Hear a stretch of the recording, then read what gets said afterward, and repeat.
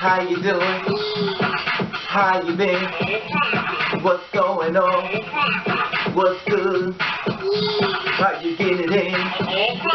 Body getting it funny. Okay, this is going on June the 15th, 2017.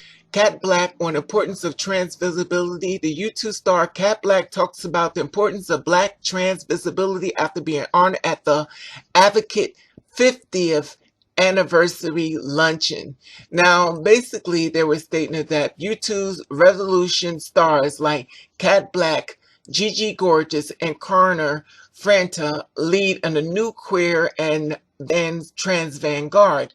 And she was talking in reference to, the trans visibility and the obstacles and the different things she, encountered, uh, um, occurred in her life as far as, being trans and trans visibility, and personally letting people know whether, she was trans or not, and, confirming and stuff. And basically the advocate wanted to let, the youth, the transgenders of the youth and the new resolutions begin.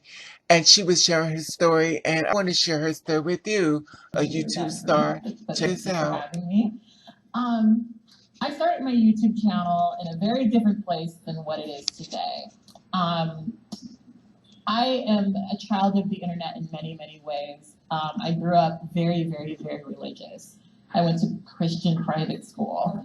That's how religious I was. I was that kid who was very, when I went to secular school, which is still the way I think about it now, secular school, I was the kid who would make sure that everyone knew this Bible verse because you had to know it, and if you didn't, you were a bad person.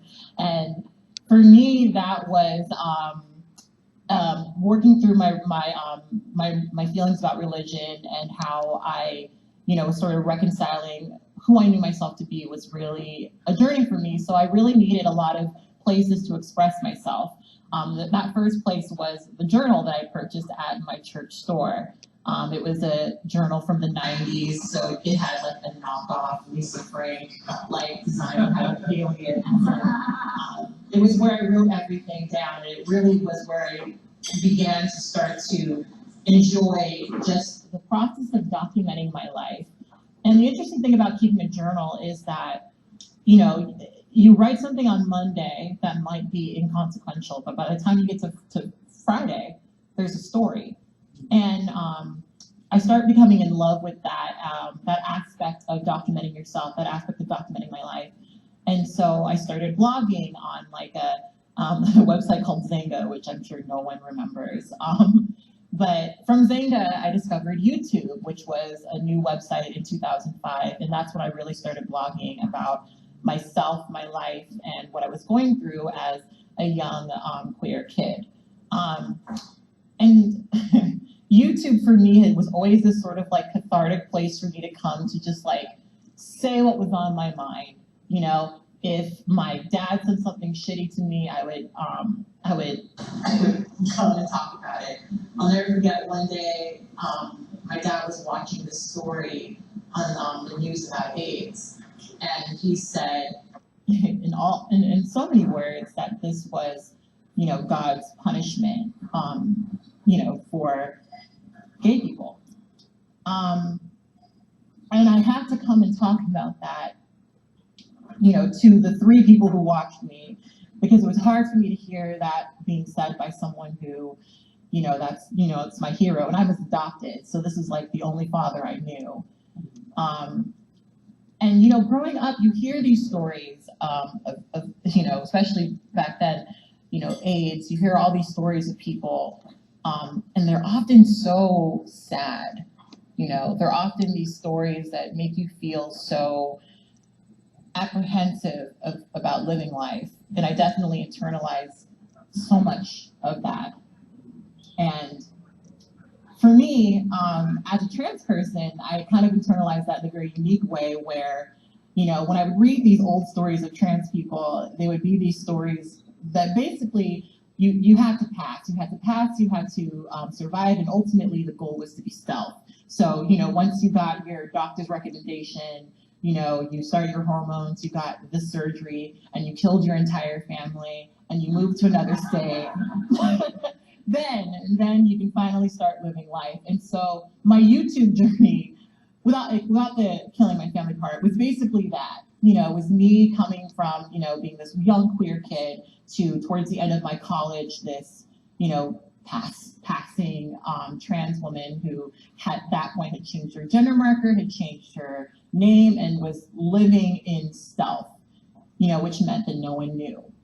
And all this time I had this YouTube channel. It had only like very small, I still don't have 1 million subscribers, but it had a very small subscriber base of people who, you know, really cared about me. When I was in college and I was going through stealth, that was scary because you don't talk about it ever.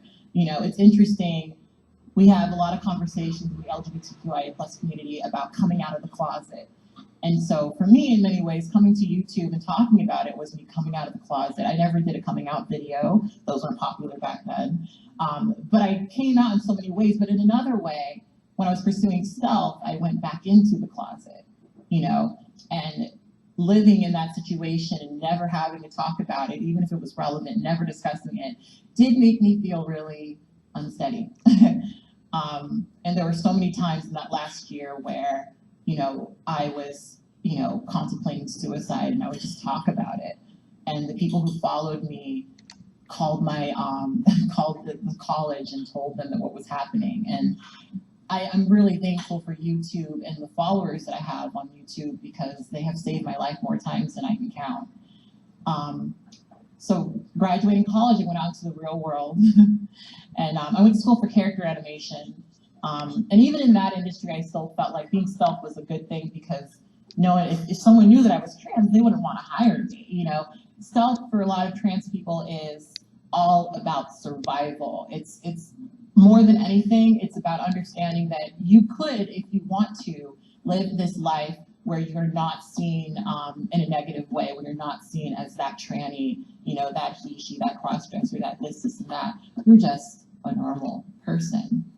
And that was a focus of mine, even until moving into the art industry, which, believe it or not, surprise, surprise, a lot of queer people there.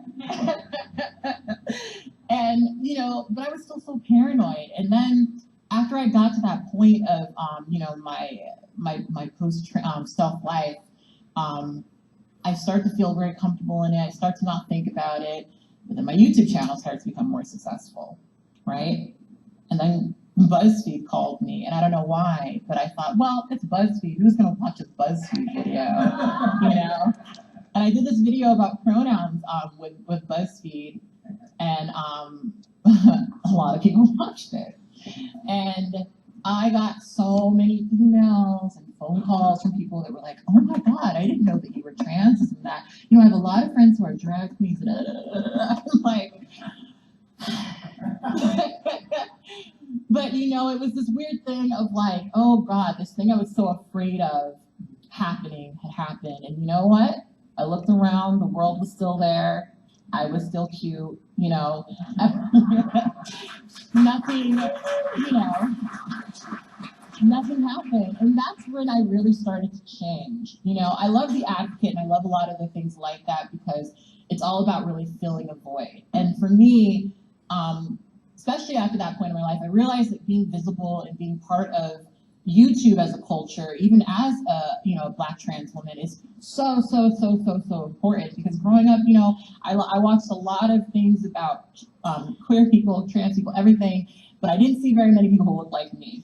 And when you see that, you feel this feeling of like, well, maybe we just can't exist in these spaces.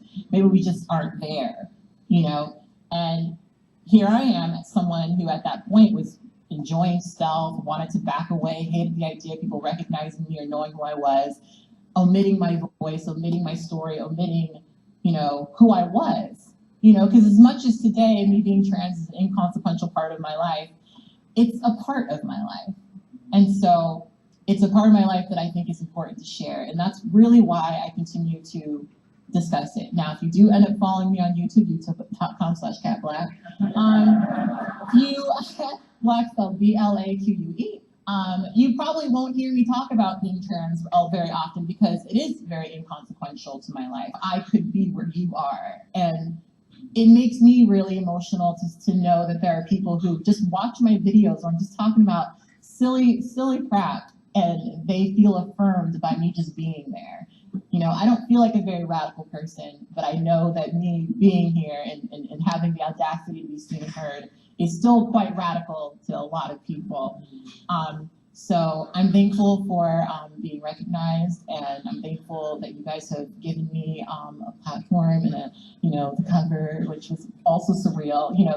5 years ago, if someone told me I was going to be on the cover of a magazine, I would have died. Like, don't do it, absolutely not. But I'm happy with it today. I signed one for one of my fans. I hate calling people that, and that was interesting. And so, thank you so very much for everything, really.